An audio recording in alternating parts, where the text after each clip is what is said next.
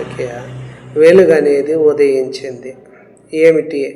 దేహానికి దీపం కన్నే గనుక కన్ను తేటగా ఉంటే దేహమంతా వెలుగుమయమే, కన్ను చెడిపోతే దేహమంతా చీకటిమయమైపోతుంది. కనుక శరీరాశ, నేత్రాశ, జీవపు డంబం అనేది మనిషిలో ఉన్నాయి. కనుకనే ధనం ఎక్కడ ఉంటుందో అక్కడే వాళ్ళ హృదయం ఉంటుంది. భూమి మీద తమ కొరకు ధనాన్ని కూర్చుకోవాలని ఆశిస్తారు. ధనాన్ని వారు యజమానిగా, అంటే ఎవడు ఇద్దరు యజమానులకు దాసుడుగా ఉండనేరడు. ఒక యజమాని ఏమో దేవుడు, ఒక యజమాని ధనము.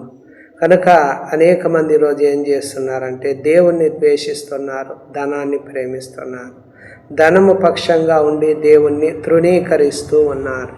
కావున చాలామంది దేవునికి సిరికి కూడా దాసులుగా ఉండలేరు అన్నారు. ఇంకా ప్రభు అన్నాడు, కనుక ఈ రెండు విషయాల్లో మనిషి ఏం చేస్తున్నాడంటే ఏం తినాలో ఏం తాగాలో అని ప్రాణాన్ని గురించి, ఏమి ధరించుకోవాలని దేహాన్ని గురించి చింతిస్తూ ఉన్నారు. ఆహారము కంటే ప్రాణము, వస్త్రము కంటే దేహము గొప్పవి కావా? ఆకాశ పక్షులను చూడుడి, అవి విత్తవు కోయవు, కొట్లలో కూర్చుకోవు, అయినా మీ పరలోకపు తండ్రి వాటిని పోషిస్తున్నాడు.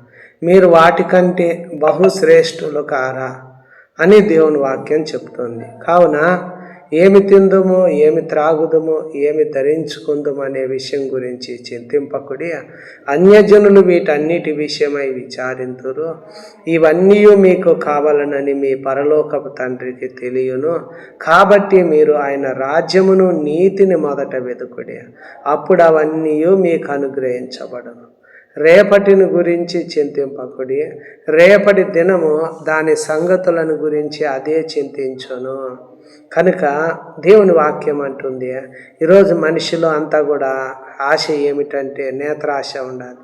భూమి మీద తమ కొరకు అన్నీ సమకూర్చుకోవాలని, లోకంలో ఇవన్నీ సంపాదించాలని చాలామంది ఏమైనానంటే డబ్బుకు దాసులైపోయారు. ధనం ఎక్కడ ఉంటుందో అక్కడే వాళ్ళ హృదయము ఉండాలి.